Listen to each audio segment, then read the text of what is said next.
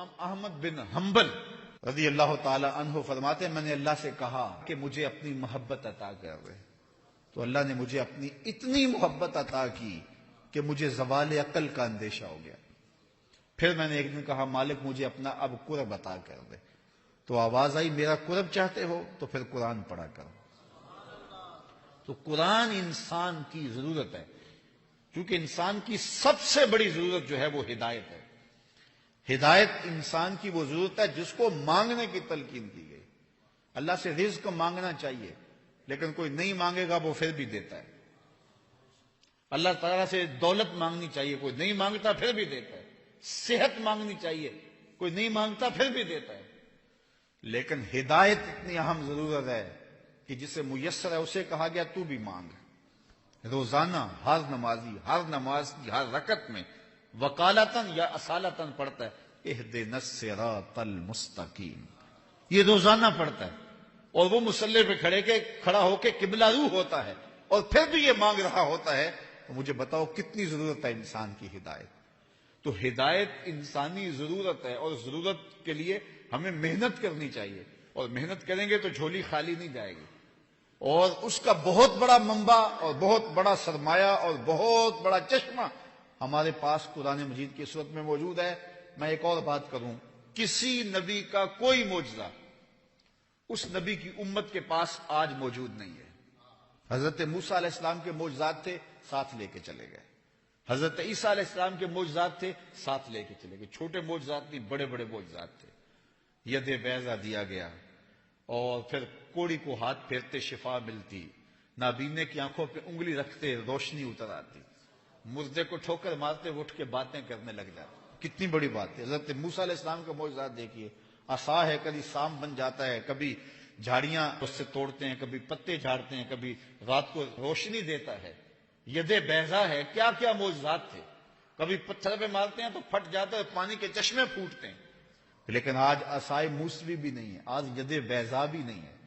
آج جو ہے وہ معجزات نبیوں کے ان کی امتوں کے پاس نہیں ہیں، اور میرے نبی علیہ السلام کا سب سے بڑا معجزہ قرآن آج بھی اصلی صورت میں ہمارے پاس موجود ہے۔ یقین جانے قرآن کو چومنے کو جی چاہتا ہے، آنکھوں سے لگائیں، یہ وہ کتاب ہے جو میرے رسول کے سینے پہ نازل ہوئی ہے، اور اصلی صورت میں اپنی اصلی زبان میں انہی حروف کے ساتھ آج بھی موجود ہے۔ اور قرآن مجید کا فیض بھی ختم نہیں ہوا، اس کا اسی طرح فیض موجود ہے جس طرح پہلے موجود تھا، اور آج بھی وہ روشنی دیتا ہے۔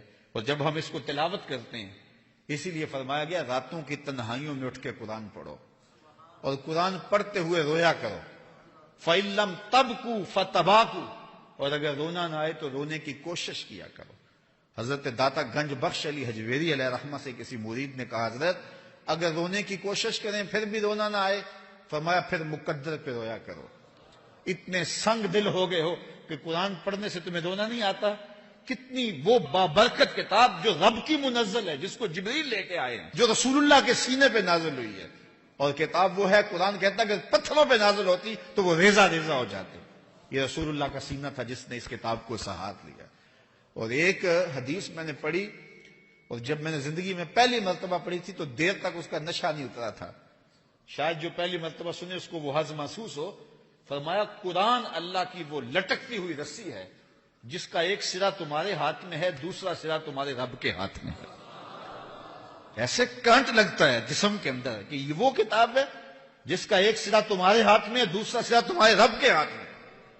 تو یار یہ تاریں آ رہی نا بجلی کی، اس میں کرنٹ ہے، ان کو ہاتھ میں پکڑ لیں تو ایک سرا آپ کے ہاتھ میں ہے، لیکن دوسرا سرا پاور ہاؤس سے نہ جڑا ہوا ہو تو کچھ نہیں ہوتا، لیکن اگر دوسرا حصہ پاور ہاؤس سے جڑا ہو تو ہاتھ لگائیں گے تو کرنٹ پڑے گا۔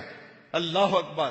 یہ قرآن یہ ایسی رسی ہے جس کا سرا تم نے پکڑا ہے، کہا اس کا دوسرا سرا خالی نہیں ہے، دوسرا سرا تمہارے رب کے ہاتھ میں ہے، اور اب بھی برابر فیض آ رہا ہے۔ اس کتاب کو کوئی تھام کے تو دیکھے، اس کتاب کے اندر کوئی اتر کے تو دیکھے اس میں کیا ہے۔ اس کے عجائب کبھی بھی ختم نہیں ہوں گے۔